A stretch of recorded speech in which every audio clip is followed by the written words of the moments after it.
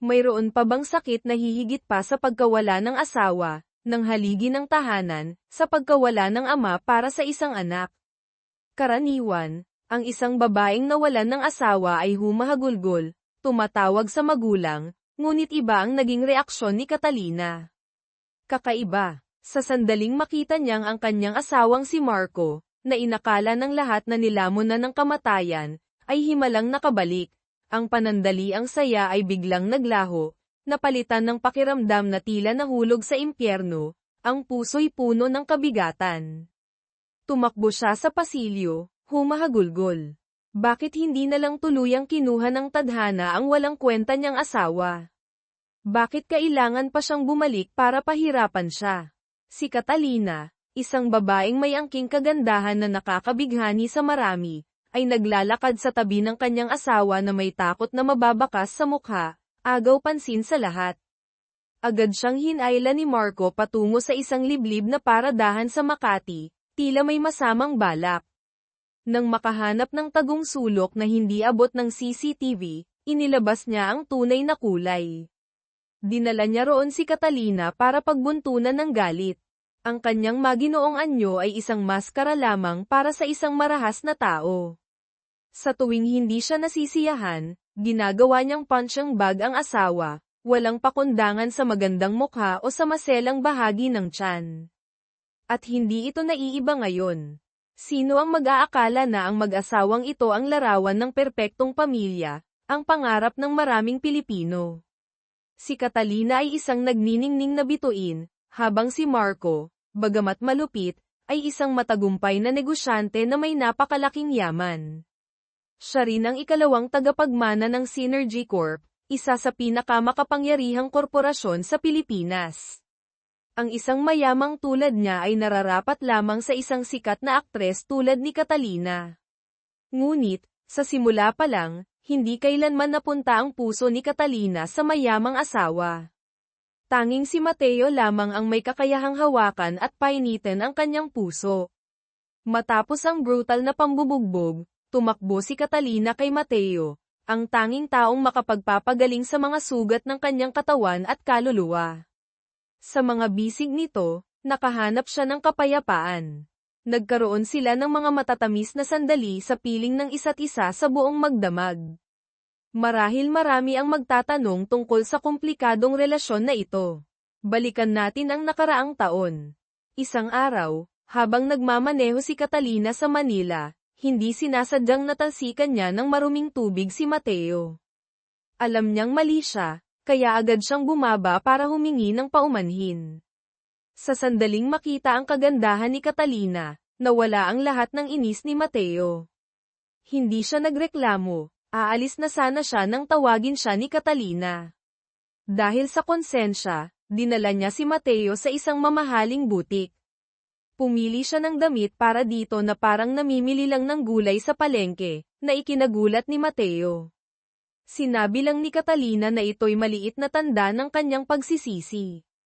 Nang isinuot ni Mateo ang damit, akmang magbabayad siya nang sabihin ng staff na hindi lang damit ang ibinigay ni Catalina, kundi pati isang magandang pares ng sapatos. Nang gabing iyon, habang kasama ni Mateo ang kanyang senior na si Sofia, biglang sumulpot si Catalina. Pareho silang natigilan sa pagkakataon. Hindi alam ni Sofia ang nangyari dati, kaya masigla niya silang ipinakilala. Ito ang maganda kong hipag, si Catalina. At ito naman ang junior ko, ang gwapong abogado na si Mateo. Nagkatinginan sila ng may pagkailang, nagkunwaring nagkakilala lang sa unang pagkakataon. Aalis na sana si Catalina nang pigilan siya ni Sofia, nasa business trip si Marco, dito ka na muna sa bahay. Mag-inuman tayo. Minsan lang tayo magkaroon ng pagkakataong mag-usap. Sa hapagkainan, napansin ng mga kasamahan na iba ang ayos ni Mateo, puro branded ang suot. Hindi naglihim si Mateo, ikinwento niya ang nangyari na talsikan ng isang babae at binayaran ng mamahaling damit. Iba talaga mag-isip ang mayayaman, akala nila lahat madadaan sa pera, sabi niya, sabay sulyap kay Catalina. Hindi nagpatalo si Catalina, sinadya niyang matapan ang pagkain sa damit ni Mateo, saka tumayo at humingi ng paumanhin na may halong sarkasmo. Natawa na lang ang iba habang pinapanood silang nag-aasaran na parang aso't pusa, napansin nilang may chemistry sila. Tila itinadhana na talaga sila. Isang taon bago iyon, noong reporter pa si Mateo, nagsulat siya ng artikulo tungkol kay Catalina, ipinapahiwatig na ang tagumpay nito ay dahil sa suporta ng makapangyarihang pamilya. Kinasama nito ng loob ni Catalina. Sino ang mag-aakalang magkikita sila ulit sa ganitong sitwasyon?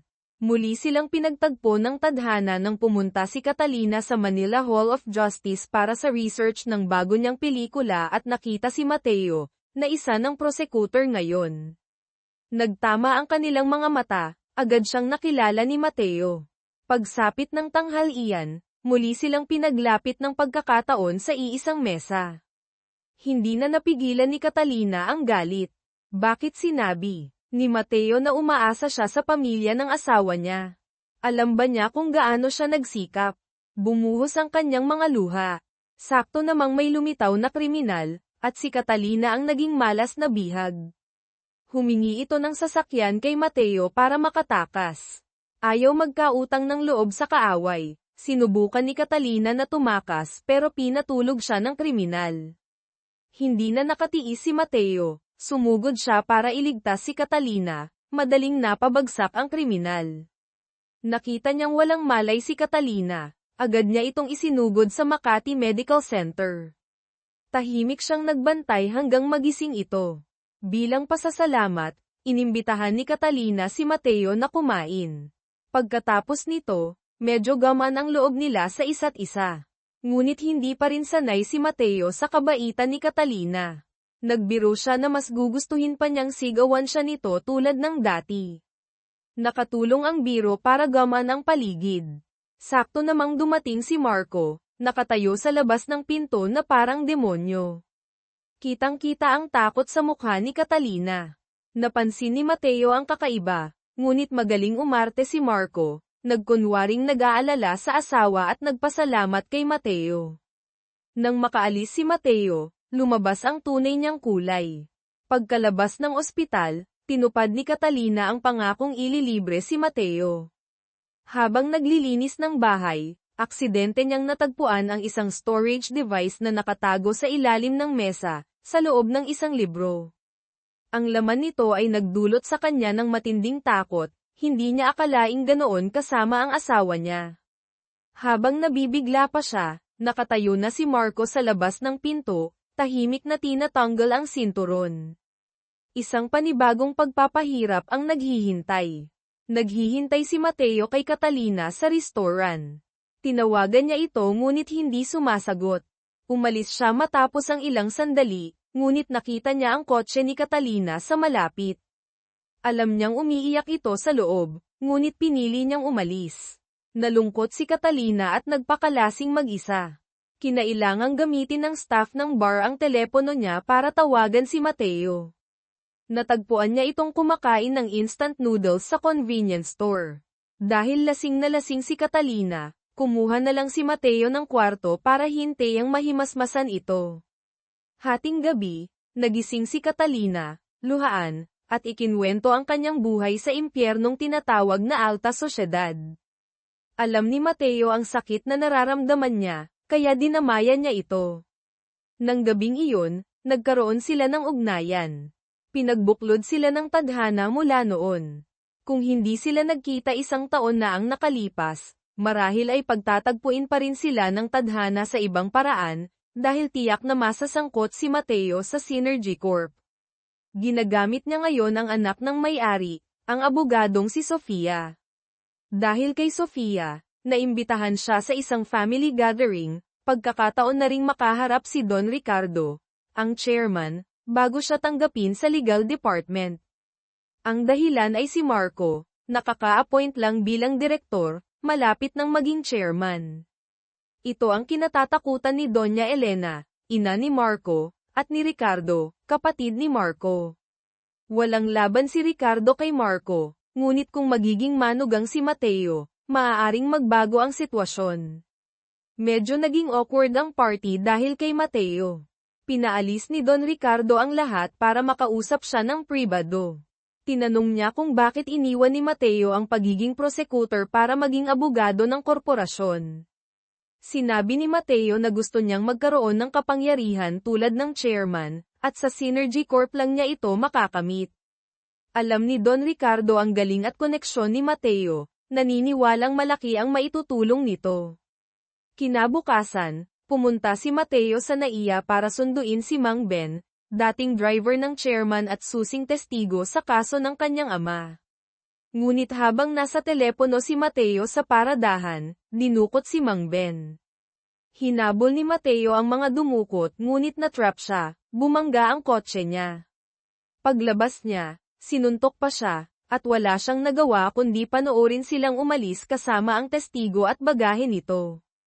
Samantala, sina Don Ricardo at Marco ay nasa helicopter para sa isang business trip. Napansin ni Marco na umuubo ang ama, kaya binigyan niya ito ng mainit na tsaa na inihanda ng katulong. Lumipad ang helicopter. Biglang sumama ang pakiramdam ng piloto. Inutusan ni Don Ricardo ang assistant na bigyan ito ng tsaa. Pag-inom, nahirapan itong huminga at bumagsak.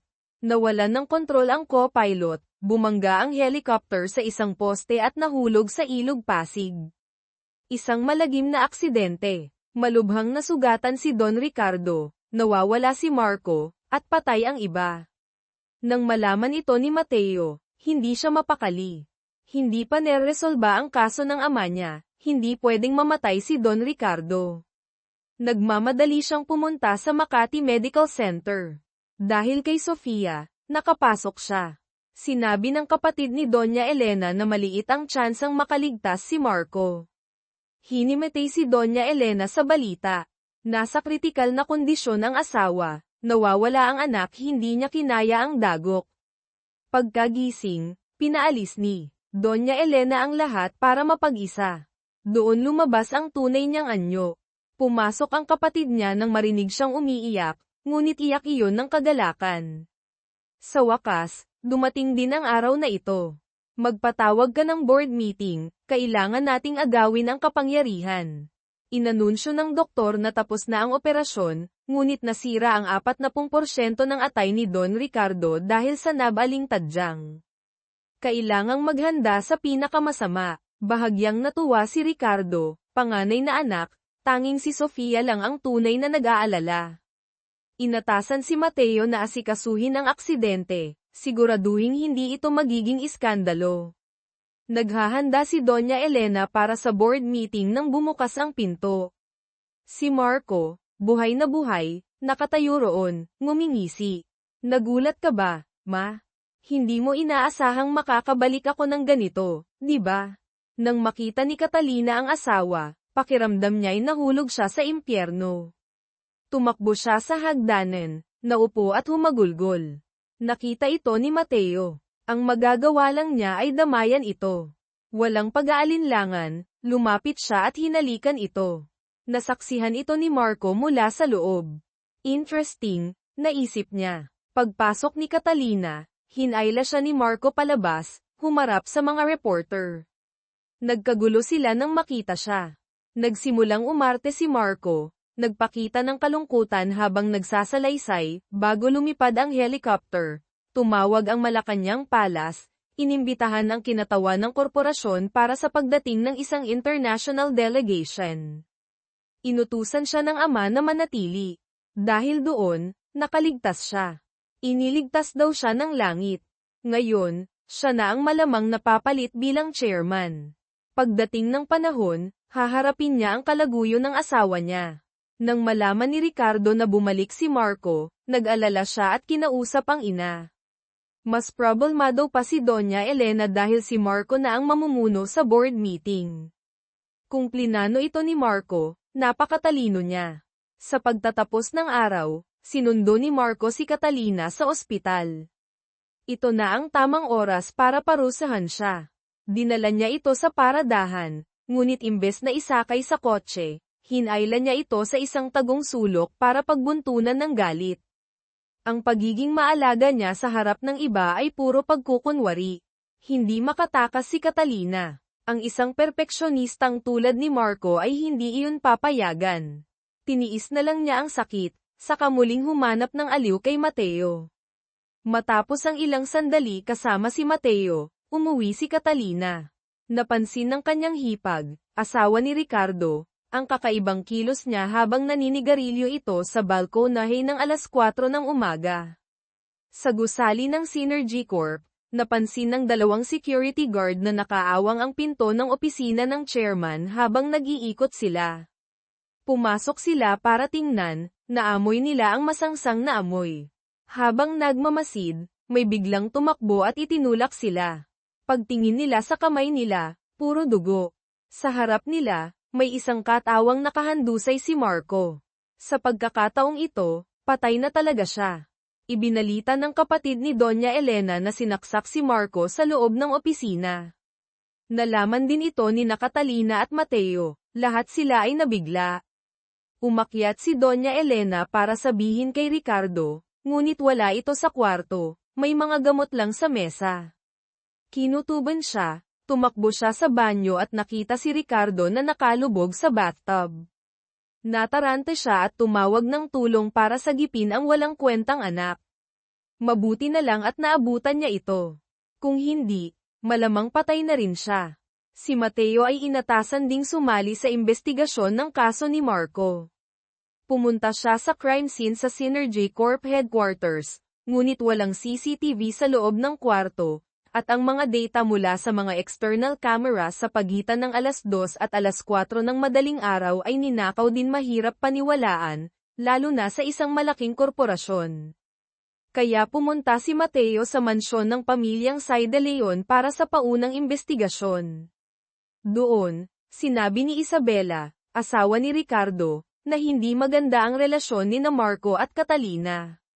Bukod pa rito, sa araw ng krimen, hating gabi na umuwi si Catalina, bandang 4:00 ng umaga.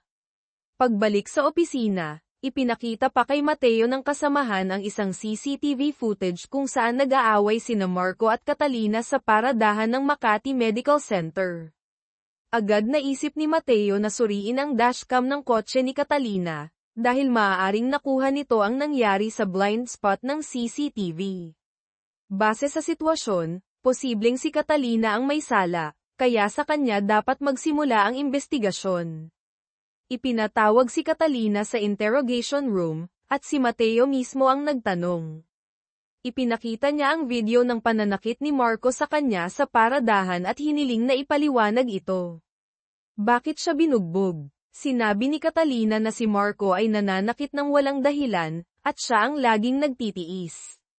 Ngunit may isang bagay na hindi tinanong ni Mateo, saan siya nagpunta pagkatapos siyang saktan. Dahil alam niya ang sagot, sariwa pa ito sa isip ni Catalina. Nang gabing iyon, matapos siyang saktan ni Marco, nagmaneho siya papunta sa bahay ni Mateo. Pagkatapos noon, saka lang siya umuwi. Ngunit habang pauwi, nakatanggap siya ng tawag mula kay Marco. Pinapupunta siya nito sa opisina para pag-usapan ang diborsyo. Agad siyang pumunta, ngunit pagdating doon, muli siyang pinahirapan at sinabing hindi sila maghihiwalay. Nasa kamay na raw nito ang lahat, pati na siya. Hindi na nakayanan ni Catalina ang kabangisan nito, lumaban siya, ngunit nag-api siya ni Marco. Sinubukan na lang niyang kumawala. Kung sasabihin ni Catalina ang lahat ng ito, tiyak na agad siyang ikukulong. Ngunit itinago niya ito, at sinusubukan din siyang protektahan ni Mateo. Nagpatuloy siya sa pagtatanong kung anong oras ito umuwi. Kumpiyansang sumagot si Catalina na 2:00 ng madaling araw siya nakauwi.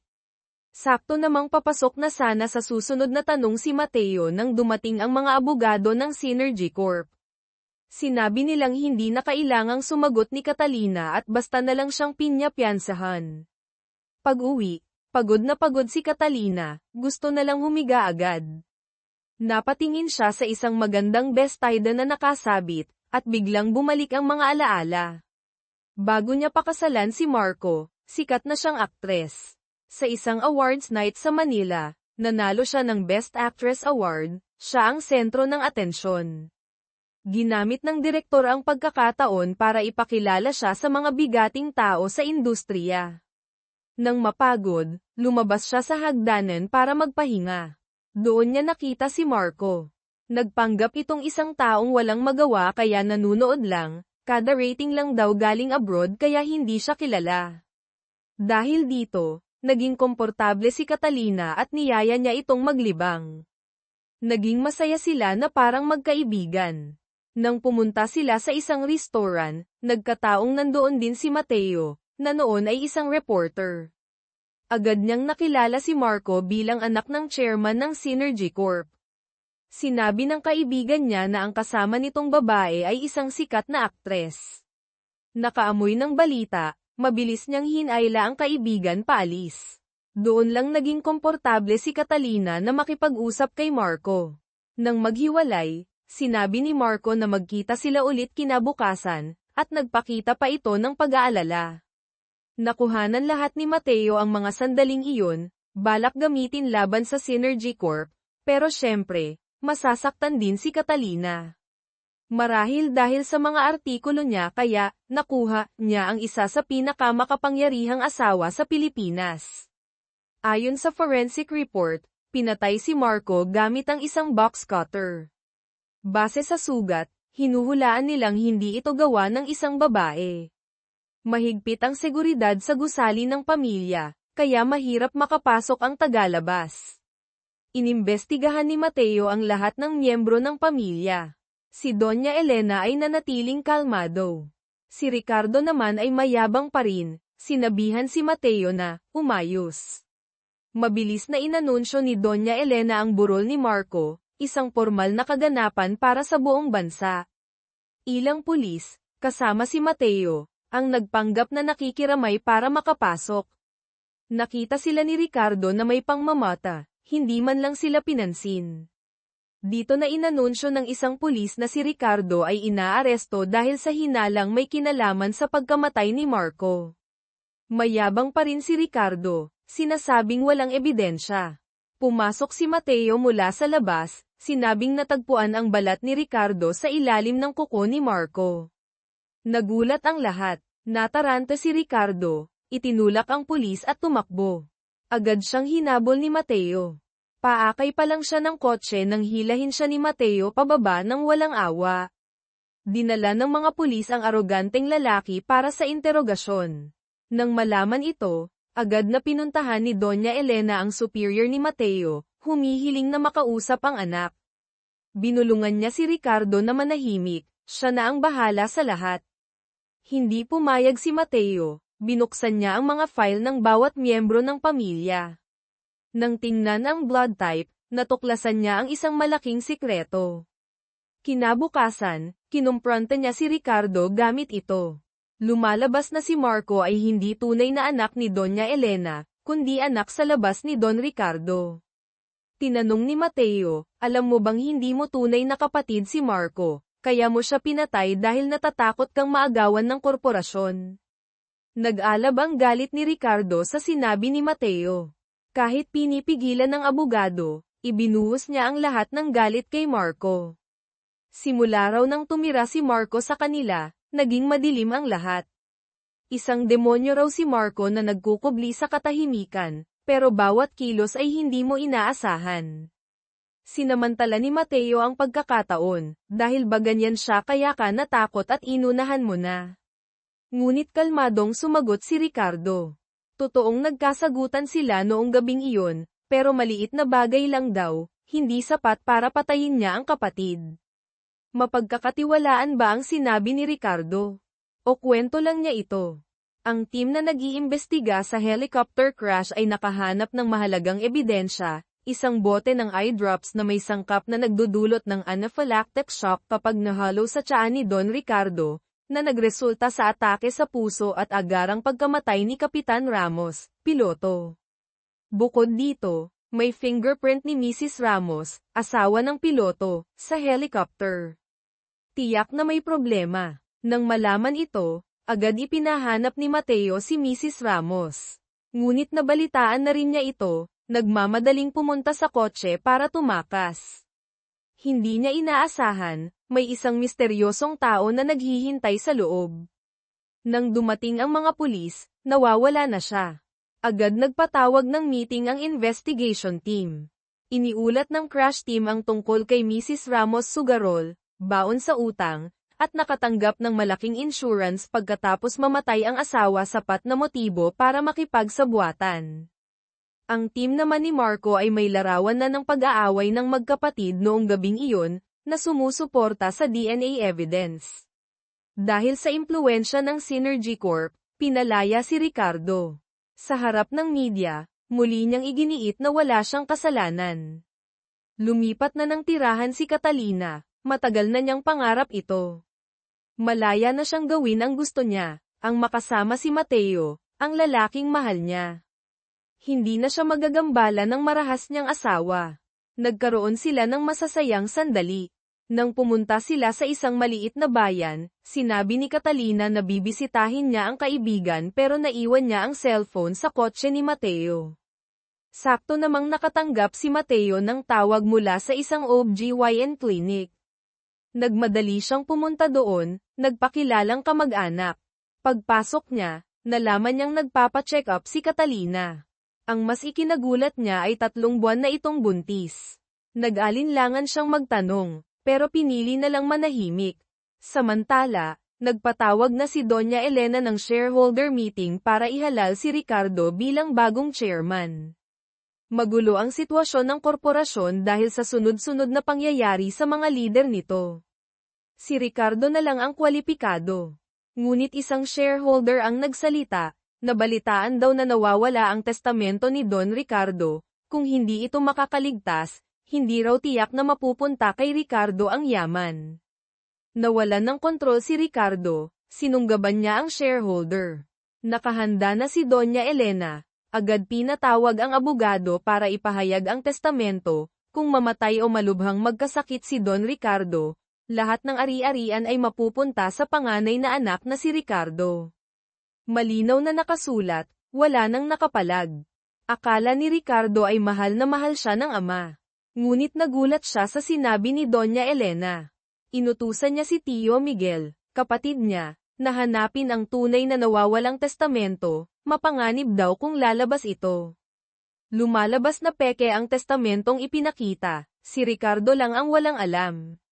Sinisipa ni Doña Elena si Ricardo sa paggalaw kay Marco. Kahit daw buhay pa si Marco, makukuha pa rin niya ang pagka-chairman para kay Ricardo. Hindi makapaniwala si Ricardo na pati ang ina niya ay hindi naniniwalang inosente siya. Labis ang sakit at pagkadismaya, umalis siya. Sa labas, nakasalubong niya ang kapatid na si Sofia. Pinapante siya ng ina nila. Gusto ni Doña Elena na bumalik si Sofia sa korporasyon, sabay diin na si Mateo ay walang pakialam sa relasyon nila at patuloy pa ring iniimbestigahan si Ricardo. Nag-alala si Sofia, alam niyang makatarungan si Mateo, ngunit kapatid niya ang sospek. Hindi niya alam ang gagawin. Patuloy pa rin si Mateo sa pag-iimbestiga sa pagkawala ni Mang Ben. Ngayon, aksidente siyang nakahanap ng mahalagang lead. Nalaman niya mula sa investigador ng kaso ni Marco ang tungkol kay Antonio, sekretarya ni Marco, na nawala rin noong araw na namatay si Marco. Naalala ni Mateo na si Antonio ang dumukot kay Mang Ben. Agad siyang nagmaneho papunta sa bahay ni Antonio. Nandoon din si Mang Ben pero paalis na. Tumawag siya kay Antonio, hinihingi ang bayad kapalit ng ebidensya. Ngunit tumanggi si Antonio, wala na raw siyang pinagsisilbihan. Laking gulat ni Mateo nang pagdating niya ay nasalubong niya si Mang Ben na papalabas. Nagsimula ang habulan, ngunit muling nakatakas si Mang Ben. Nasayang na naman ang pagkakataon. Bumalik si Mateo at agad ipinaaresto si Ricardo, kasabay ang paghalughog sa bahay nito. Pagod na rin si Ricardo sa pamilyang ito, nababaliw na siya sa bigat ng pagiging bahagi nito. Kahit makapangyarihan si Doña Elena, nalusutan siya ni Mateo, wala siyang nagawa kundi bumalik sa kwarto. Sa paghahalughog, nakita ng isang pulis ang isang sekretong kahon na may kaina-hinalang storage device. Nakita ito ni Isabela, at bahagyang nabalisa. Sa interrogation room, Inilatag ni Mateo ang ebidensya laban kay Ricardo, ang bakas ng sapatos niya sa crime scene, sapatos na siya mismo ang pumirma para bilhin, na natagpuan sa locker ng security guard. Lumalabas na noong umagang iyon, nang utusan ni Ricardo na itapon ang ebidensya, nakita ng guard ang sapatos na bago at maganda kaya kinuha niya ito. Nakuhanan siya ng litrato ng pulis na suot ito habang nagtatrabaho. Mukhang tiyak ng sangkot si Ricardo. Ngunit hindi maganda ang itsura niya, tila nagwi-withdraw sa droga, wala sa tamang pag-iisip. Sinadya ni Mateo na mag-break muna. Si Isabela, marahil alam ang laman ng storage device na makakasama sa kanya, ay lumapit sa biyenan para humingi ng tulong na mabawi ito.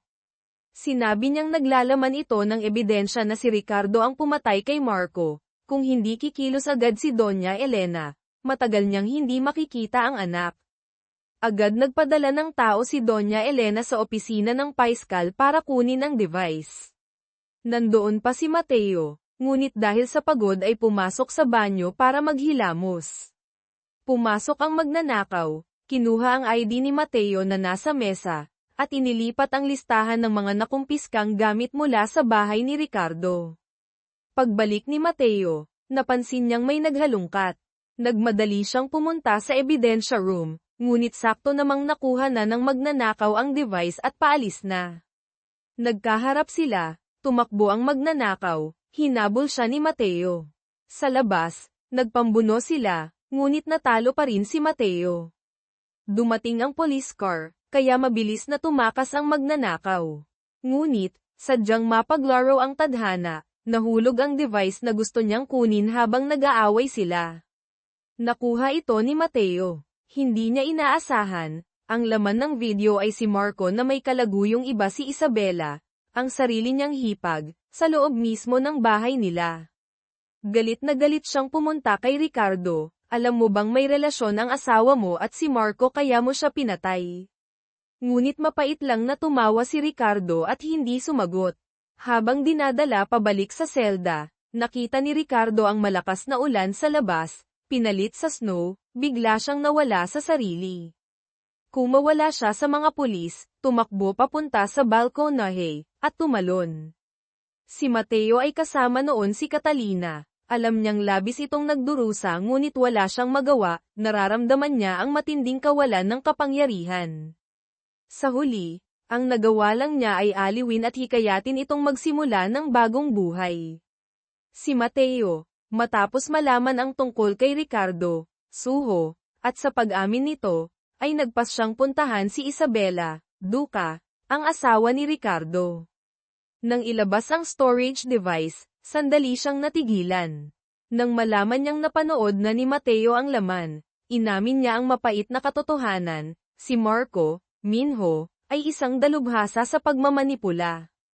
Sinabi nitong siya lang ang mahal, ngunit ang totoo, ang buong korporasyong Synergy Corp ang gusto niya.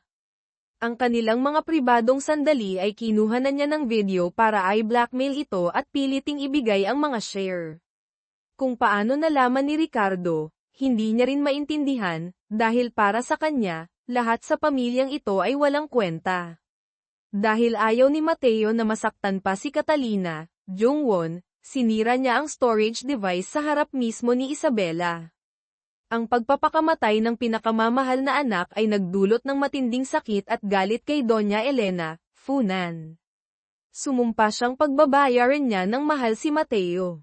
Hindi mapapayagan ni Sofia, Yura, na lumala pa ang sitwasyon, kaya nagpa siyang umalis sa dati niyang law firm para pamunuan ang legal department ng Synergy Corp. Sa unang araw niya, lahat ng ibang abogado sa departamento ay tinanggal. Bukod pa rito, nalaman niya mula kay Tio Miguel, kanyang tiyuhin, kapatid ni Doña Elena, na nasa panganib si Mateo. Agad siyang nagmaneho papunta sa kanyang ina. Samantala, si Mateo ay tinutugis na ng mga tauhan ni Doña Elena sa isang eskinita sa Manila. Bilang dating paiskal, nakalaban pa siya noong una. Ngunit habang tumatagal, nanghina siya at tuluyang pinabagsak hanggang sa mawalan ng malay. Sa kabilang banda, Sinabi ni Sofia sa ina ang dahilan kung bakit kinausap ni Don Ricardo, chairman, si Mateo sa party noon, para tulungan siyang baguhin ang testamento. Kaya't nagbabala si Sofia, kung hindi nabuhay si Mateo, maaaring mawala na rin ang tunay na testamento. Kapag bigla itong lumitaw balang araw, walang makapagsasabi kung ano ang mangyayari. Ang mga salita niya ang nagligtas sa buhay ni Mateo. Ang gun na papatayin na sana siya ay nakatanggap ng tawag mula kay Doña Elena na huminto. Nailigtas ang buhay niya. Habang naglalakad si Catalina, nakatanggap siya ng tawag mula kay Mateo, sinabing dinala siya sa Makati Medical Center. Agad siyang tumakbo papunta roon. Nang makita ang kasintahang bagbog sarado at nakahiga sa kama, hindi niya napigil ang humagulgol. Sakto namang dumating si Sofia, nag-aalala rin, at nakita ang eksena. Bahagya siyang nasaktan at nadismaya. Hindi niya inaasahan na may lihim silang relasyon. Ngayon niya lang napansin, sa tuwing nagkikita sila, nagkukunwari silang hindi magkakilala, pero halatang matagal na silang may relasyon. Naging tanga lang siya at masyadong nagtiwala kaya naloko siya ng hindi namamalayan. Iniulat ng tauhan ni Sofia, nag-away sina Marco at Ricardo noong gabi bago mamatay si Marco. Pagkatapos noon, walang nakakaalam kung ano ang ginawa o saan nagpunta si Ricardo. Ayon sa autopsy, namatay si Marco bandang 2:00 ng madaling araw. Ngunit ayon kay Isabela, nakita pa niya si Ricardo sa bahay kinaumagahan. At isang bagay ang biglang naalala ni Sofia mula sa sinabi ni Isabela tungkol kay Catalina, nakita niya itong umuwi ng 4:00 ng umaga. Mahalaga itong detalye. Agad inutusan ni Sofia ang tauhan na alamin ang bawat galaw ni Catalina noong araw na iyon. Kailangan niyang malaman ang katotohanan, para man sa kapatid niya o sa ama niya. Kinaumagahan, binisita ni Catalina si Mateo sa ospital. Habang masaya silang nagbibiruan, may narinig silang ingay sa labas. Maingat na lumabas si Mateo, at si Doña Elena pala ang dumating. Sinabi niyang gusto lang niyang tiyaking maayos na si Mateo, sabay, paalala, na sana'y hindi na maulit ang ganito. Binalaan niya ito, kung alam niya ang lugar niya, magiging mas madali ang buhay niya. Ngunit hindi nakinig si Mateo. Iginiit niyang ipagpapatuloy niya ang paghahanap sa katotohanan. Hindi nagtagal, nakatanggap si Mateo ng hindi magandang balita. Nakuha ng kasamahan niya ang listahan ng mga tawag ni Marco bago ito mamatay. Ang huling tawag ay kay Catalina, mga 10 minuto bago ito nasawi. Nalaman din nilang nasa paligid ng Synergy Corp headquarters si Catalina noong mga oras na iyon. Isa pang palaisipan ay ang pahayag ni Catalina na nasa bahay siya ng 2:00 ng madaling araw malinaw na salungat.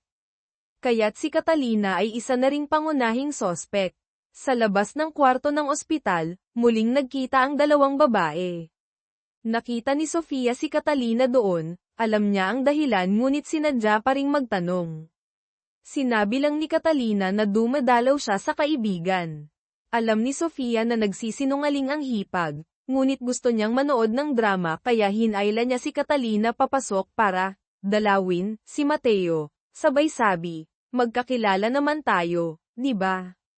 Pagpasok nila, nagkunwaring nagulat si Mateo nang makita si Catalina. Itinatago nila ang relasyon, ngunit nabuking na sila ni Sofia. Nakakatawa at kaawa-awang pagmasdan ang kanilang pagkailang. Diretsahang tinanong ni Sofia si Mateo tungkol sa testamento ng ama niya, kung hawak ba niya ito. Itinanggi ni Mateo, sinabing nakita lang niya ito pero hindi niya kinuha. Kaya't binalingan ni Sofia si Catalina. Sabi mo umuwi ka ng 2:00 ng madaling araw. Sa pagitan ng oras na iyon hanggang 4:00, ano ang ginawa mo? Nasaan ka? Pwede mo bang sabihin sa akin? Iginiit pa rin ni Catalina na umuwi siya ng 2:00, at nagpahangin lang siya bago noon. Napangiti na lang si Sofia, dahil alam niyang nagsisinungaling ito. Sakto namang may tumawag kay Sofia sa telepono. Pagkasagot, agad siyang umalis. Noon lang kinausap ni Mateo si Catalina, sinabing sana'y sabihin na niya ang buong katotohanan. Hindi raw tulad niya ang ibang tao, kapag naghinala na sila, tiyak na may mangyayari. Kailangan lang niyang sabihin ang nangyari, at poprotektahan niya ito hanggang dulo. Ngunit nanatiling tahimik si Catalina, wala pa siyang lakas ng loob. Lumalabas na tuluyan nang nagkamalay si Don Ricardo, kaya nagmamadaling pumunta si Sofia sa ospital. Ngunit hinarang siya sa labas, si Doña Elena lang ang pinayagang pumasok. Sinabi ni Don Ricardo sa asawa na tawagin si Marco, at pagkatapos ay magpapatawag siya ng shareholder meeting. Nang marinig ni Doña Elena ang pangalan ni Marco, napangisi siya na parang nanalo sa loto, masaya dahil hindi pa alam ng asawa ang pagkamatay ng paboritong anak. Doon lang natulala si Don Ricardo, nauutal, hindi maaari. Hindi pwedeng mangyari. Gusto ni Doña Elena na ilayo ang asawa sa lahat ng impormasyon, kaya ipinagbawal niya ang sino man na lumapit sa kwarto nito, kahit pa ang sariling anak na si Sofia. Pag-uwi ni Mateo sa kanyang apartment, nakita niya ang isang liham mula kay Catalina. Nagpaalam ito, umaasang hindi sila parehong masaktan dahil dito. Tila naramdaman niyang may gagawing hindi maganda si Catalina, kaya agad siyang tumakbo papunta sa tinutuluyan nito. Ngunit ang tumambad sa kanya ay si Catalina na kausap si Antonio, sekretarya ni Marco, ang matagal nang nawawalang lalaki. Bago pa maintindihan ni Mateo ang nangyayari, magkasama na silang umalis. May lihim palang kasunduan sina Catalina at Antonio. Naalala niya ang araw na iyon, sinusubukan ni Catalina na takasan si Marco nang mahuli siya ni Antonio. Habang pabalik sila, nakatanggap si Antonio ng tawag mula sa ospital, kailangan ng asawa niya ng agarang organ transplant. Ngunit ang asawa niya ay isang undocumented immigrant, TNT, kaya mahirap makahanap ng donor. Alam ito ni Catalina kaya nag-alok siya ng tulong, kapalit ng kalayaan mula kay Marco magpakailanman. Pinuntahan ni Antonio si Catalina para tiyaking tutuperin niya ang pangako. Sinabi niyang kung susundin niya ang usapan, mananatiling lihim ang lahat. Pagkaalis ni Catalina, biglang sumulpot si Mateo na parang multo. Kinumpranta niya si Antonio tungkol sa pakikipagkita kay Catalina. Si Catalina, habang pauwi, ay malalim ang iniisip. Ang totoo, hindi pa niya nasasabi kay Antonio na buntis siya. Dahil paano makakapag-donate ng organ ang isang buntis? Ayaw niyang maglihim kaya nagpasya siyang bumalik para sabihin ito kay Antonio. Hindi niya inaasahan, nandoon din pala si Mateo. Ngunit nanatiling kalmado si Antonio. Tinukso pa si Mateo, natatakot ka bang si Catalina ang pumatay? Kung hindi mo kayang harapin, magkunwari ka na lang na walang alam. Pagkasabi nito, iniwan niya si Mateo na mag-isa. Samantala, nagkamalay na rin si Ricardo sa ospital matapos ang withdrawal. Agad niyang hiniling na makausap si Mateo. Nang malaman ito ni Doña Elena at magmadaling pumunta, huli na ang lahat, naunahan na siya ni Mateo. Ngayon, malalaman na ni Mateo ang buong katotohanan. Ayon kay Ricardo, si Marco ang nagsusuplay sa kanya ng candy, droga. Noong gabing iyon, dahil kailangan niya ng gamot, pinuntahan niya si Marco para humingi. Ngunit tumanggi si Marco, sinaktan pa siya sa harap ng ibang tao. Umuwi na lang si Ricardo. Ngunit nakatanggap siya ng tawag, pinapupunta siya sa opisina ng chairman. Pagdating doon, nakita niyang nakahandusay na si Marco. Labis siyang nagulat, lumapit siya at umiyak sa tabi ni Marco. Ngunit nang marinig ang mga security guard, nagtago siya sa isang tabi, at nang magkaroon ng pagkakataon ay tumakas. Kahit narinig na ito, hindi pa rin lubos na naniwala si Mateo, inisip niyang nagsisinungaling si Ricardo para iligtas ang sarili. Ngunit ang mga sumunod na sinabi ni Ricardo ay tila nagpapatunay na hindi nga siya ang salarin. Para kay Ricardo, si Marco ang pinakamahalaga niyang tao. Mahirap paniwalaan, di ba? Pero simula pagkabata, si Marco ang pinakanakakaintindi sa kanya, handang pagtakpan siya sa lahat ng bagay. Kahit masaktan siya para kay Ricardo, hindi nagsasalita si Marco. Nang mag-aral si Marco sa ibang bansa, nanatili silang matalik na magkapatid. Sa tuwing kailangan ni Ricardo ng payo, kay Marco siya lumalapit. Kahit nang malaman niyang may relasyon si Marco at ang asawa niyang si Isabela, hindi niya ito pinansin. Ang kasal na iyon ay negosyo lang, walang pagmamahalang sangkot.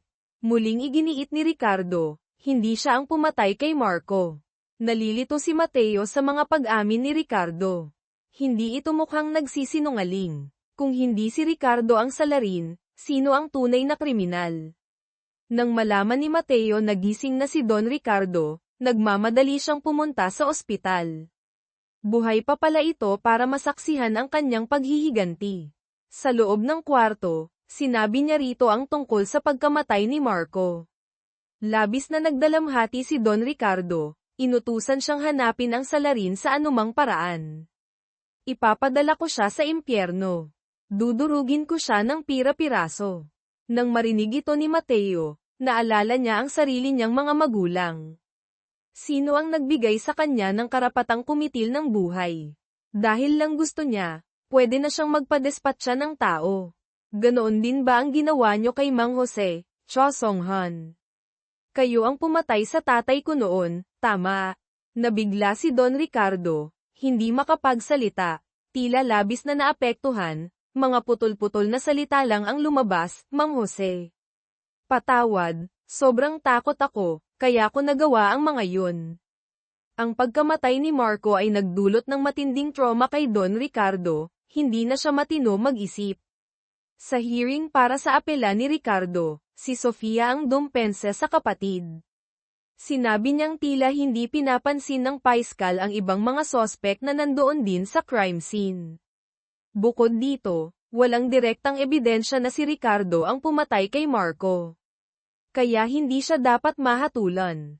Si Mateo, bilang paiskal, ay dapat tumutol. Ngunit nanatili siyang tahimik, marahil naniniwala na rin siyang inosente si Ricardo, tulad ng sinabi ni Sofia. Sa kabilang dako, si Mrs. Ramos, asawa ng piloto, simula nang makidnap at ikulong sa isang lumang bodega, ay araw-araw dinadalhan ng pagkain. Ngayon, nagkunwari siyang masakit ang tiyan, naloko niya ang bantay, at nakatakas.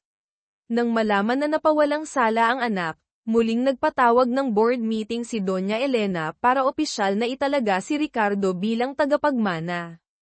Isang shareholder ang tumutol, may balitang gising na ang chairman, bakit kailangan pa ng tagapagmana? Kalmadong inamin ni Doña Elena na gising na nga ito, ngunit nasira na raw ang utak, hindi na mapagkakatiwalaan. Para mapaniwala sila, nagpakita pa siya ng live video mula sa kwarto ng ospital. Nakita ng lahat ang hindi matatag na kalagayan ni Don Ricardo. Dahil malinaw na hindi na niya kayang mamuno, pumayag na ang mga shareholder na si Ricardo ang pumalit. Tuwang-tuwa sina Doña Elena at Tio Miguel sa madaling pag-agaw ng kapangyarihan. Ngunit pagsakay nila sa kotse, biglang nag-lock ang mga pinto. Humandar ang sasakyan, at ang driver ay walang iba kundi si Mang Ben, Ricky. Matapos mamatay si Marco, nagbago ang target niya, gusto niyang ibigay ang ebidensya laban kay Don Ricardo kay Doña Elena kapalit ng pera. Ayaw sana niyang makipag-ugnayan dito. Ngunit tinakat ni Mang Ben ang posisyon ni Ricardo, kaya napilitan siyang pumayag. Nakipagkita si Sofia kay Catalina sa isang restaurant. Ipinakita niya ang call log ni Marco, patunay na nandoon si Catalina sa opisina ng chairman noong gabing iyon. Pero bago ka pumunta doon, gusto kong malaman kung nasaan ka. Paano? Sasabihin ni Catalina ang tungkol sa kanila ni Mateo. Gayunpaman, nahulaan na ni Sofia. Diretsahan niyang tinanong, kung wala na si Marco, pwede na kayong maging opisyal ni Mateo, tama? Nanahimik si Catalina, akmang aalis. Ngunit binigyan siya ni Sofia ng ultimatum, kung kusa siyang mawawala sa buhay ni Mateo, magkukunwari si Sofia na walang alam. Pero kung ipipilit pa rin niya ang sarili kay Mateo, mawawala sa kanya ang lahat. Samantala, pinaiimbestigahan ni Mateo sa kaibigan niya ang kalagayan ni Don Ricardo. Naghihinala siyang nagpapanggap lang ito para protektahan ang sarili. Hindi siya napatay ng helicopter crash, Pero baka sa pangalawang pagkakataon ay hindi na siya swertehin. Naghanda si Catalina ng masarap na hapunan para kay Mateo. Inimbita pa niya ang kaibigan nilang dalawa para sabay-sabay kumain at magkwentuhan. Naging masaya sila, nagpicture pa para sa alaala. Nang tulog na si Mateo, tinitigan siya ni Catalina, tiningnan ang litrato nilang magkasama, at tumulo ang luha. Mahal niya si Mateo, ngunit para walang masaktan pa, nagpasya siyang lumayo. Ang kanilang pag-iibigan ay mananatiling isang lihim na alaala. Kinabukasan, habang kausap ni Doña Elena ang isang shareholder, biglang pumasok si Ricardo. Gusto niyang maupo bilang chairman sa lalong madaling panahon. At bago iyon, kailangang magkaroon ng tunay na libing para kay Marco. Sinabi niyang bukas na ito dapat gawin, imbitado ang mga shareholder at ang mga investigador ng kaso.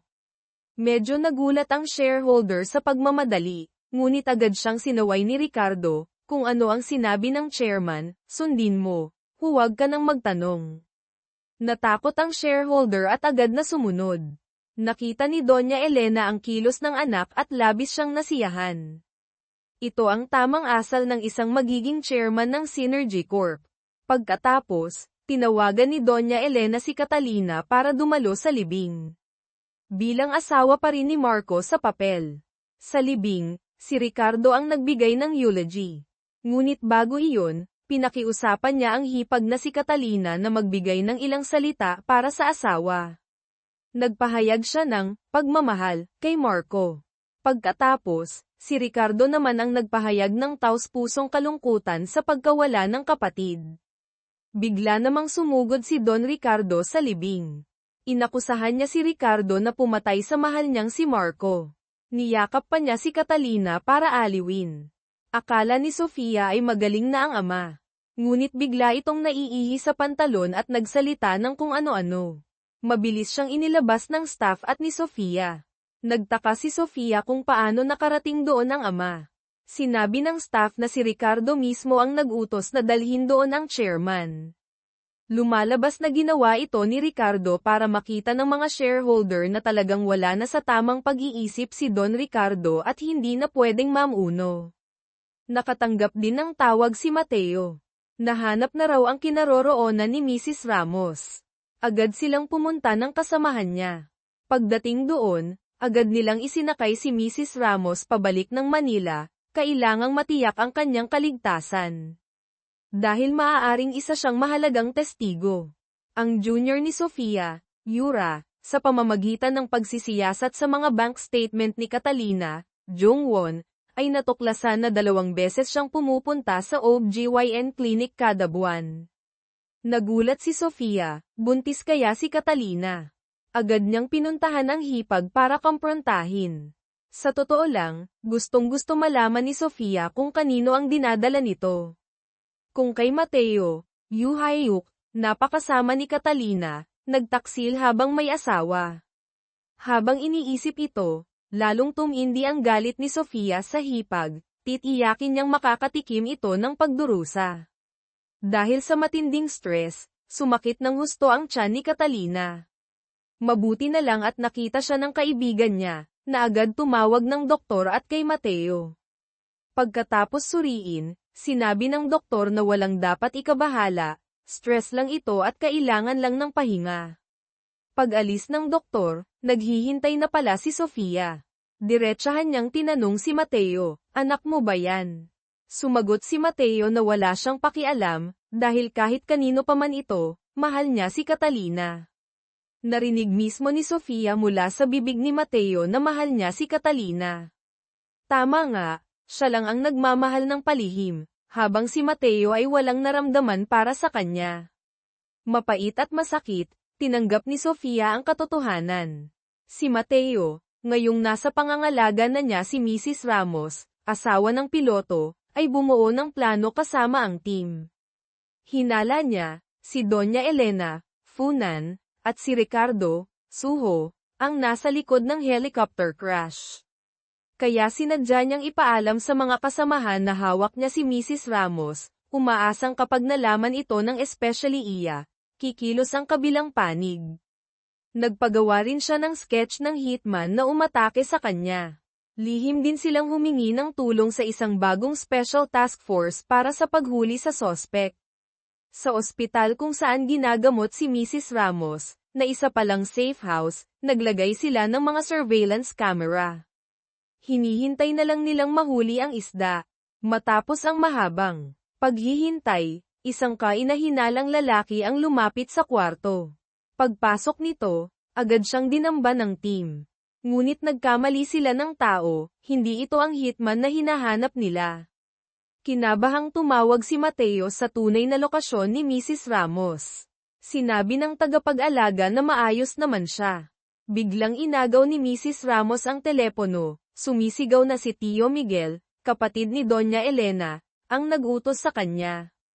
Doon natauhan si Mateo. Marahil hindi si Mrs. Ramos ang target, kundi si Tio Miguel. Delikado ito. Agad silang nagmamadaling pumunta sa bahay nito. Sakto namang dumating na rin doon ang hitman na hinahanap nila.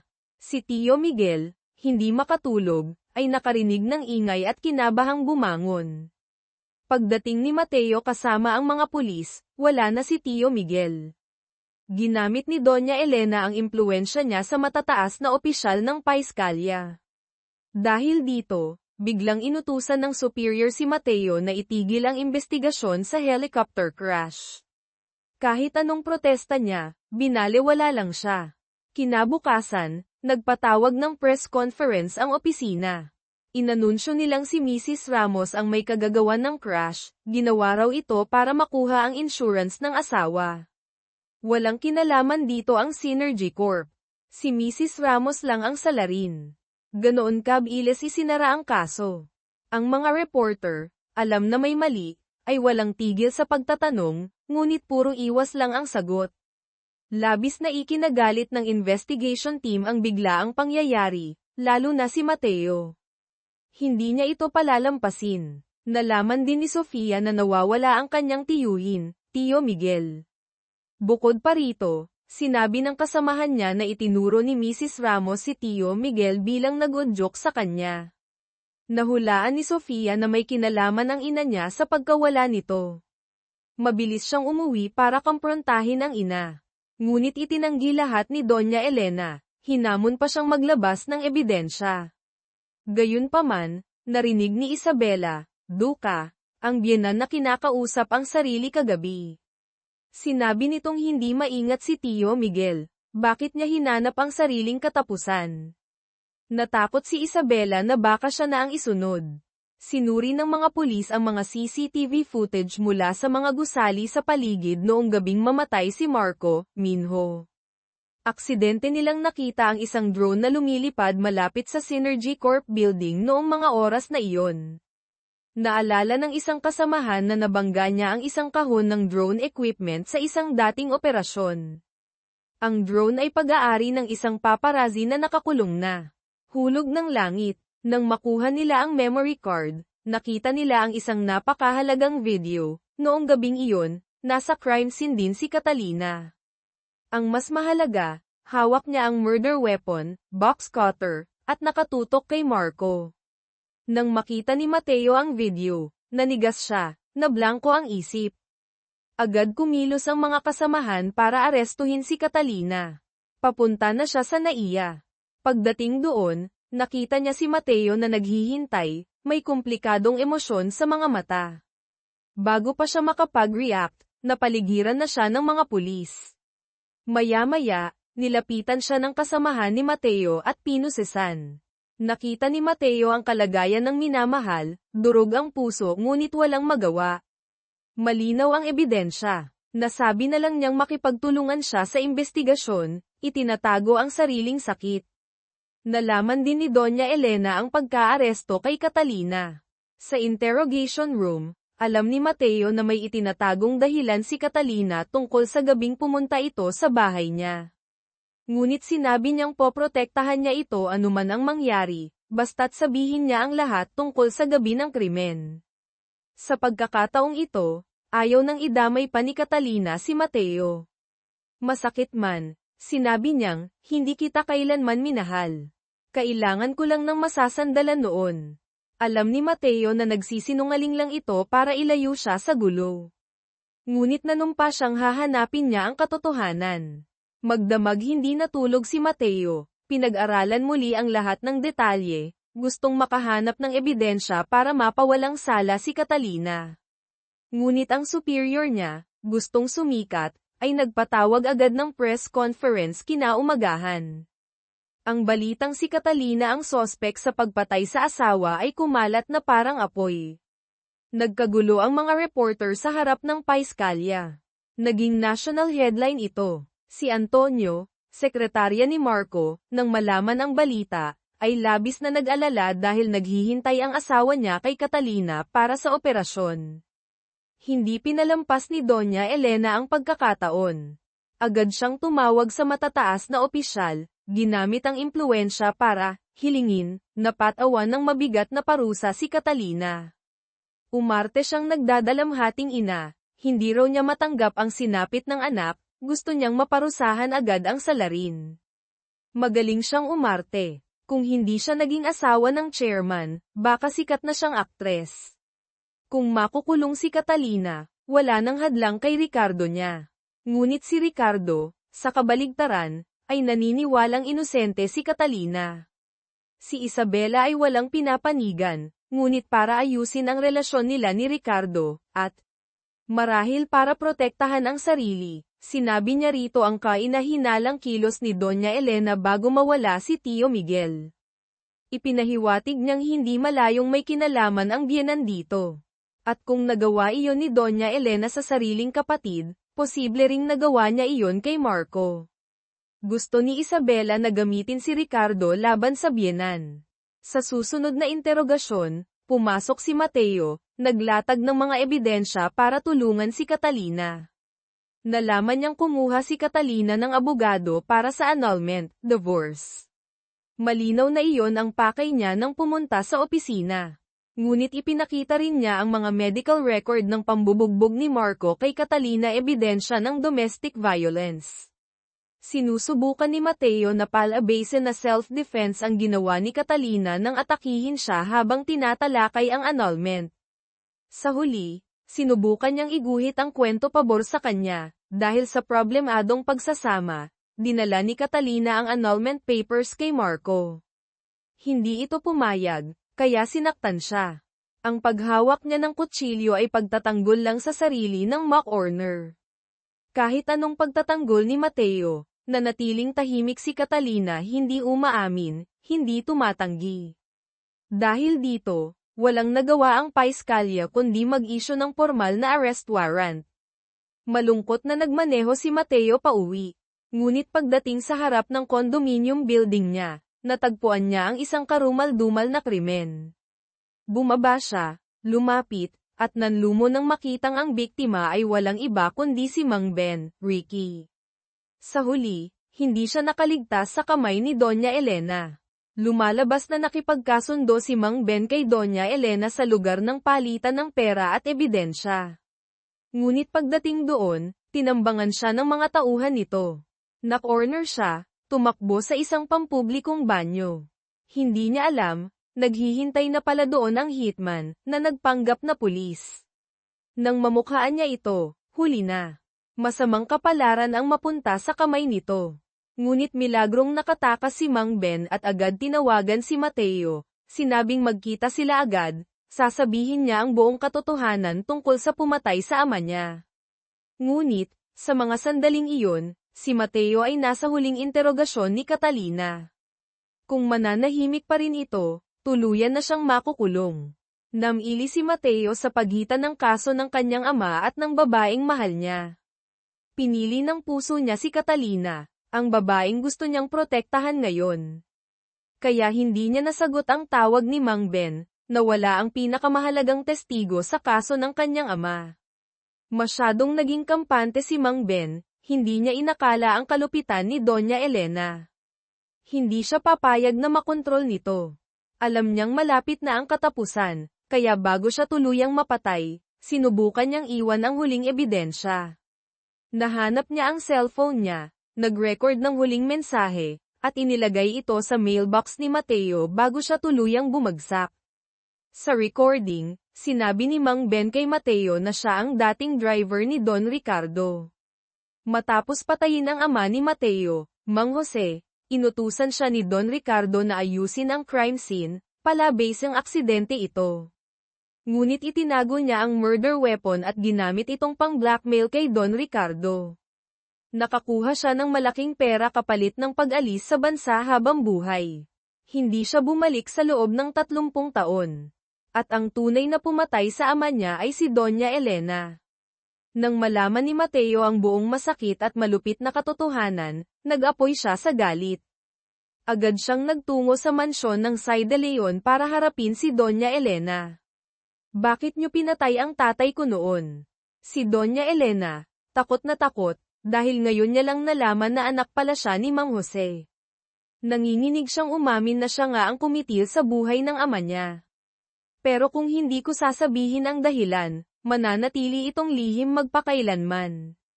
Nagngangalit si Mateo, diretsahang nagtanong, natakot ba kayo na magiging karibal ng Synergy Corp ang kumpanya ng tatay ko kaya niyo siya pinatay? Kahit galit na galit si Mateo, pinilit ni Doña Elena na magmukhang kalmado, hindi sumagot. Ginamit niya ang excuse na trespassing para palabasin si Mateo ng mga gwardya. Nang makalabas na si Mateo, doon lang lumabas ang tunay niyang takot, wala na ang pagiging kalmado kanina. Alam niyang hindi siya titigilan ni Mateo. Kinabukasan, nagpadala si Doña Elena ng pinagkakatiwalaang abogado kay Catalina sa kulungan. Sinabi ng abogado na gagawin niya ang lahat para mapababa ang sentensya. Ngunit hiniling ni Catalina na makausap ang biyenan. Alam niyang hindi ito basta papayag, kaya nagsulat siya ng maikling mensahe at pinadala sa abogado. Tiwala siyang kapag nabasa ito ni Doña Elena, agad itong pupunta. Nag-aalangan man ang abogado, dinala niya ang mensahe kay Doña Elena. Pagkabasa nito, agad nagbago ang ekspresyon ng mukha niya, agad siyang nagpahanda ng sasakyan papunta sa kulungan. Ang laman pala ng mensahe ay tungkol sa gabing namatay si Marco. Alam ni Catalina na nandoon din si Antonio. Siya ang naglinis ng ebidensya ni Catalina, bahagi ng kasunduan nila. Nang nasa kotse sila pagkatapos, iniwan ni Antonio kay Catalina ang isang sobra. Nasa loob nito ang mga litrato nila ni Mateo na pinakuha ni Marco, at ang pinakamahalaga ang tunay na testamento ni Don Ricardo. Kaya ginamit ni Catalina ang testamento bilang alas, tulungan mo akong makalaya ng malinis, ibibigay ko ang testamento. Kung hindi, isisiwalat ko ito kung saan nakasaad na si Marco ang tunay na tagapagmana ng Synergy Corp. Minaliit ni Doña Elena, tanga. Patay na si Marco, at ikaw ay nakakulong sa pagpatay sa kanya. Sino ang magmamana? Mayabang pa rin siya, iniisip na madaling lokohin si Catalina. Ngunit ang sumunod na sinabi ni Catalina ang nagpabagsak sa yabang ni Doña Elena, buntis ako. Dala ko ang anak ni Marco. Kahit hindi ako ang magmana, ang anak niya, pwede. Baliktad na ang mundo. Mukhang nakahanap ng paraan si Catalina para makatakas. Nagpatawag ng mga abogado si Doña Elena, gustong makalaya si Catalina sa anumang paraan. Ngunit mahirap ito dahil sa mga ebidensya. Dahil dito, nag-alok si Sofia na siya na ang personal na hahawak para maayos ang lahat. Nakita ni Doña Elena ang determinasyon ng anak, kaya ibinigay niya rito ang numero ng isang mahalagang tao ang kanyang especially iya sa loob ng paiskalya. Habang pauwi, nagmaneho si Doña Elena sa isang tahimik na tulay at itinapon ang murder weapon, marahil ang ginamit kay Mang Jose. Sa madilim na tubig ng Ilog Pasig. Ang sikreto ng nakaraan ay tuluyan ng ililibing doon. Samantala, nakipagkita na si Sofia sa especially iya na binigay ng ina. Mula ngayon, lahat ng kilos sa loob ng paiskalya ay malalaman niya. Ngunit sino ang taksil na ito? Hindi pa natin alam. Ngunit base sa marka ng lipstick sa isang iniwang note, malamang babae ito. Maya-maya, pagbalik ni Sofia sa opisina, nakatanggap siya ng isang anonymous na sobra. Nasa loob ang data mula sa computer ni Mateo na ipinadala ng especially iya. Nakita niya ang isang folder na nakalock ng matinding password, tiyak na importante ito. Kaya naghanap siya ng isang IT expert at inalok ito ng 2 milyong piso para ma-unlock ang folder sa loob ng 30 minuto. Agad tinanggap ng lalaki ang trabaho. Hindi nagtagal, naibigay na niya kay Sofia ang laman ng folder. Lumalabas na naroon ang lahat ng impormasyong nakalap ni Mateo tungkol sa mga ilegal na gawain ng Synergy Corp, pati na ang lumang artikulo tungkol sa kaso ng ama niya. Doon lang lubusang napagtanto ni Sofia, ginamit lang siya ni Mateo para sa paghihiganti sa pamilya niya, walang bahid ng pagmamahal. Napakapait, hindi niya inaasahan ang araw na ito. Durog ang kanyang puso. Pag-uwi ni Mateo galing sa trabaho, pagod, narinig niya ang mahinang tunog ng cellphone sa malapit. Hinanap niya ito at natuklasan sa loob ng kanyang mailbox sa baba. Cellphone iyon ni Mang Ben. Tiningnan niya ang recent calls, bago siya tawagan, missed call, tumawag muna si Mang Ben kay Doña Elena. Kaya nakumpirma niyang si Doña Elena nga ang nagpapatay dito. Nakita rin niya sa cellphone ang litrato ng murder weapon at isang audio file. Lumalabas na bago siya mamatay, hinabol siya ng hitman. Alam niyang hindi siya makakaligtas, kaya sinubukan niyang i-record ang katotohanan at iwan ito para kay Mateo sa pamamagitan ng paglalagay ng cellphone sa mailbox niya. Pinakinggan ni Mateo ang audio recording, at ang buong katotohanan tungkol sa pagkamatay ng ama niya, ang papel ni Mang Ben, at ang krimen ni Doña Elena ay nabunyag na sa wakas. Kinabukasan, agad pinuntahan ni Doña Elena, Funan, ang professional hitman. Una, binigyan niya ito ng matinding sermon, dahil sa propesyonal mong trabaho, nalaman na lahat ni Mateo, Yuhayuk. Kailangan mong siguraduhin, sa anumang paraan, na mawala siya ng walang bakas. Nagsisisi siyang hindi niya ito pinatay noon pa, kung nagawa lang niya, wala sanang hadlang na ganito. Si Sofia, Yura, matapos malaman ang tunay na pagkatao ni Mateo, ay pinuntahan si Catalina, Jongwon, sa kulungan. Pareho tayong naloko niya, mapait niyang sabi. Lumapit si Mateo sa mga taga-Synergy Corp dahil may motibo siya ang maghayganti para sa kaso ng ama niya noon. Pagkasabi nito, ibinigay niya kay Catalina ang isang folder ng mga dokumento mula sa sikretong folder sa computer ni Mateo. Hindi pa maintindihan ni Catalina ang ibig sabihin ng hipag, kaya dahan-daang ipinaliwanag ni Sofia. Si Mateo ay anak ni Mang Jose, Cho Song-han, ang nagtatag ng Genesis Tech, pero ang kumpanyang iyon ay matagal nang sinakop ng Synergy Corp. Naniniwala si Mateo na si Don Ricardo, Chutik, ang pumatay sa ama niya, at nagplano siya ng paghihiganti sa loob ng maraming taon. Hindi makapaniwala si Catalina sa mga narinig. Ngunit naglabas si Sofia ng isa pang impormasyon tungkol mismo kay Catalina, na nakalap din ni Mateo. Naimbestigahan niya ang hindi magandang relasyon ni Marco, Minho, at Catalina. Kaya napakadali para sa kanya na lapitan ka at gamitin para sa mga layunin niya. Pagkasabi nito, umalis si Sofia, iniwan si Catalina na tulala, hindi alam kung sino ang paniniwalaan. Nang malaman ni Mateo na binisita ni Sofia si Catalina, mabilis siyang pumunta sa kulungan. Nagkita silang muli sa visitation area. Sinabi ni Sofia na siya na ang bagong abogado ni Catalina, ngunit hindi iyon ang tunay niyang layunin. Gusto niyang asikasuhin ang kaso para matiyak na mapaparusahan si Catalina. Ngunit alam niyang para magawa iyon, kailangan niyang maalis si Mateo sa kaso. Kaya't ipinadala niya ang mga litrato ni Mateo at Catalina na magkasama sa superior ni Mateo.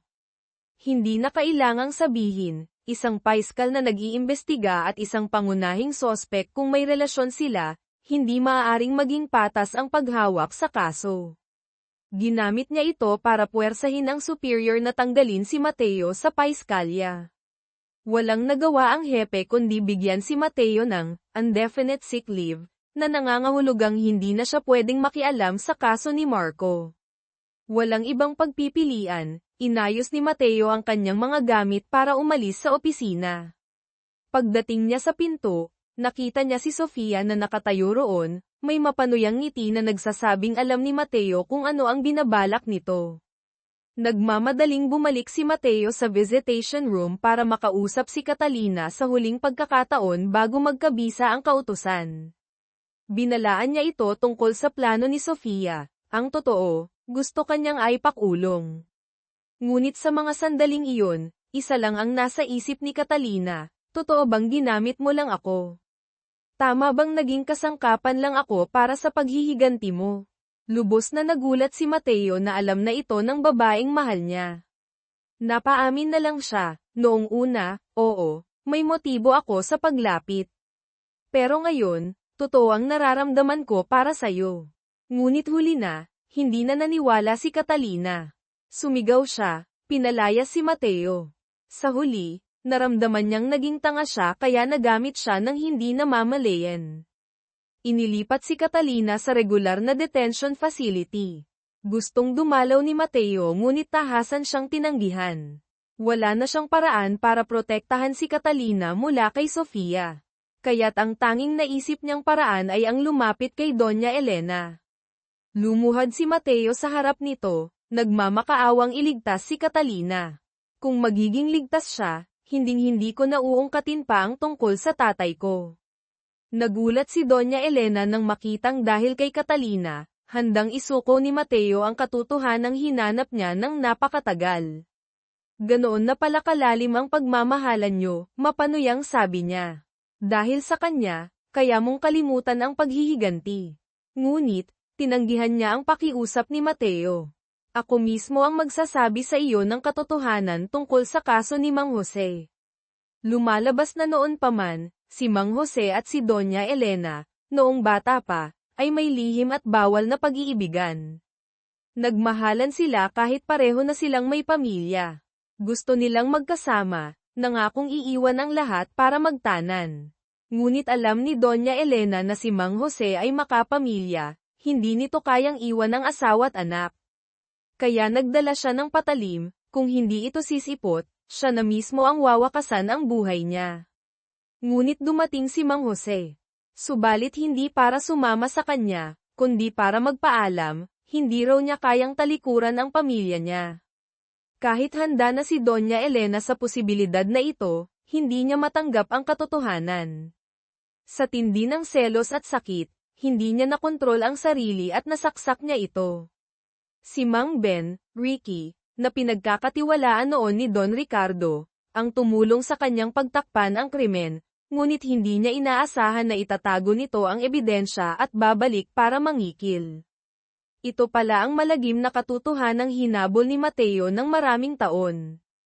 Ang kanyang ama ay namatay dahil sa isang bawal na pag-ibig sa isang ilang na lugar. Ngayon, kahit pa isiniwalat ang katotohanan, wala na itong maitutulong. Pag-uwi, itinapon lahat ni Mateo ang mga dokumentong may kinalaman sa Synergy Corp. Hindi niya alam kung tama ba ang ginawa niya, ngunit ngayon, ang tanging gusto niya ay mailigtas si Catalina. Kinabukasan, may kumatok sa pinto ni Mateo. Nagulat siya nang makitang si Tio Miguel, kapatid ni Doña Elena, iyon. Lumalabas na noong araw na iyon, naramdaman niyang may kakaiba, nang dumating ang hitman, kaya tumalon siya mula sa balkonahe at nakatakas. Nagtago siya sa malayong lugar ngunit tinutugis pa rin siya ng mga tauhan ng kapatid niya. Dahil wala nang mapuntahan, napilitan siyang humingi ng tulong kay Mateo. Inamin niyang ang kapatid niya ang nag-utos sa lahat ng nangyari sa helicopter crash. Ngunit mainit pa ang ulo ni Mateo, kaya pinalayas niya ito. Kinabukasan, pinuntahan siya ng matalik na kaibigan ni Catalina. Tinanong siya nito kung bakit hanggang ngayon ay wala pa siyang ginagawa para kay Catalina. Hahayaan mo na lang ba siyang makulong? Paano na ang dinadala niyang sanggol? Tila nagising ang natutulog na konsensya ni Mateo sa mga salitang iyon. Kung hindi tinanggap ni Doña Elena ang alok niya, lalabanan niya ito hanggang sa huli. Humingi siya ng tulong sa isang mapagkakatiwalaang kaibigang pulis. Natunton nila ang pinagtataguan ni Tio Miguel. Para protektahan ang sarili, napilitan si Tio Miguel na ibigay ang lahat ng ebidensyang hawak niya, recordings, dokumento tungkol sa crash at iba pang krimen ni Doña Elena, kay Mateo. Ginawa rin ni Mateo ang plano, pinatawagan niya si Tio Miguel kay Doña Elena. Nang marinig ang boses ng kapatid, labis itong nag-alala ngunit guminhawa rin dahil akala niya'y kontrolado pa niya ang sitwasyon. Sinunod ni Tio Miguel ang utos ni Mateo, nagtakda sila ng lugar ng pagkikita sa sementeryo, Memorial Park kung saan nakalibing ang mga magulang ni Mateo. Pagdating ni Doña Elena sa lugar, naghihintay na si Mateo na parang multo. Inilatag niya ang huling alas, base sa DNA ni Ricardo, Suho, na nakuha sa kuko ni Marco, natuklasan ng pulisya na positibo ito sa shabu. Kung lalabas ang balitang ito, ano ang iisipin ng mga shareholder sa pag-upo ng isang adik bilang chairman? Kahit makalusot si Ricardo sa kasong pagpatay, hinding-hindi ko siya titigilan. Sa isang pagkakataon lang, ibabagsak ko si Ricardo para hindi na siya kailanman makaupo sa pwestong iyan. Marahil, ang anak na si Ricardo ang kahinaan ni Doña Elena. Kaya't nagpasya siyang palayain si Catalina. Habang tinitingnan ang determinadong binata sa harap niya, alam niyang tutuperin nito ang sinabi. Naisip niya, kung naging ganito katatag ang ama nito noon, marahil iba ang naging kapalaran niya. Tinawagan niya ang hitman at pinahinto ang planong pagpatay kay Mateo, hanggang sa makalaya si Catalina. Gusto niyang maranasan ni Mateo ang sakit ng pagkawala matapos itong makalaya. Sa pamamagitan ng kanyang impluwensya, at marahil pagmamanipula ng ebidensya, napawalang sala si Catalina dahil sa kakulangan ng matibay na pruweba. Tinupad din ni Catalina ang kasunduan, ibinigay niya ang tunay na testamento ni Don Ricardo sa biyenan. Dito na nagtatapos ang ugnayan nilang dalawa. Naglakad si Catalina pauwi sa tinutuluyang apartment. Habang nakaupo sa hintayan ng bus, malinaw na bumalik ang alaala ng gabing iyon, totoong nagtanggol siya gamit ang box cutter nang atakihin siya ni Marco. Ngunit mabilis siyang nag-api nito. Gumamit ito ng matatamis ngunit huwad na salita para manatili siya. Ngunit nakita na niya ang kasinungalingan. Sumigaw siya, kahit anak pa ng iba ang dinadala ko, mamahalin mo pa rin ba ako? Doon lumabas ang demonyo sa kanya, sinunggaban siya sa leeg at sinakal. Nagpumiglas si Catalina, hanggang sa halos mawalan na ng hininga, nang biglang lumitaw si Antonio, sekretarya, mula sa likuran. Siya ang pumalo ng malakas sa ulo ni Marco gamit ang isang matigas na bagay, na ikinamatay nito. Ginawa niya ito para protektahan si Catalina, at para masiguro ang organ donation para sa asawa niya. Matapos ilabas si Catalina, bumalik si Antonio para linisin ang crime scene. Lahat ng ginawa ni Antonio ay para may sagawa ang operasyon ng asawa niya. Kaya nang makita niyang nakalaya si Catalina, naisip niyang kidnapin ito. Ngayon, matapos maalala ang lahat, tumayo si Catalina at naglakad patungo sa kanto. Sa kabilang banda, naghihintay ang lalaking mahal niya, si Mateo.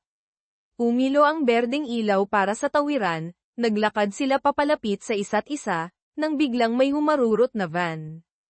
Mabilis na niyakap ni Mateo si Catalina, pareho silang natamba. Mabilis na bumaba si Antonio, hinayla si Catalina na medyo tuliro pa, isinakay sa van, at pinaharurot palayo. Agad tumawag si Mateo sa kaibigan para sa sasakyan, nagsimula ang isang nakakabinging habulan. Ngunit si Antonio, sanay sa mga lansangan, ay madaling nakawala. Kritikal na ang kondisyon ng asawa ni Antonio sa ospital, kaya kailangan niyang madala agad doon si Catalina. Ngunit sa mga sandaling iyon, malinaw na sinabi ni Catalina, buntis ako. At gusto kong buhayin ang batang ito. Hindi ako pwedeng magpa-opera. Natigilan at nawalan ng pag-asa ang sekretarya. Ngunit hindi na makapaghintay ang asawa niya. Sa huli, nanaig ang pagmamahal sa asawa at desperasyon. Pinilit pa rin niyang dalhin si Catalina para sa operasyon. Samantala, pinahahanap ni Mateo sa mga kasamahan ang van ni Antonio. Si Fiscal Santos, babaeng kasamahan, ang nagbigay ng mahalagang impormasyon. Mula sa call log ni Catalina, may nakitang pangalang Muji. Nalaman nilang matagal itong naospital dahil sa malubhang sakit, at si Antonio ang sumagot sa lahat ng gastusin. Kamakailan lang ito naka-discharge. Higit pa rito, natuklasan nilang parehong nagpa-tissue compatibility test sina Catalina at Muji sa isang partikular na ospital para sa organ transplant. Kaya tiyak na papunta si Antonio sa ospital na iyon. Nang malaman ito ni Mateo, agad niyang pinahanap ang numero ng doktor na nagsagawa ng test. Mabilis nilang natukoy ang ospital at ang posibleng ruta ni Antonio. Sakto namang nakita ni Mateo ang sasakyan ni Antonio, nagpalit na ito ng ambulansya para makalusot. Hinarang niya ito. Nagbakbakan ang dalawang lalaki. Sa huli, napabagsak ni Mateo si Antonio.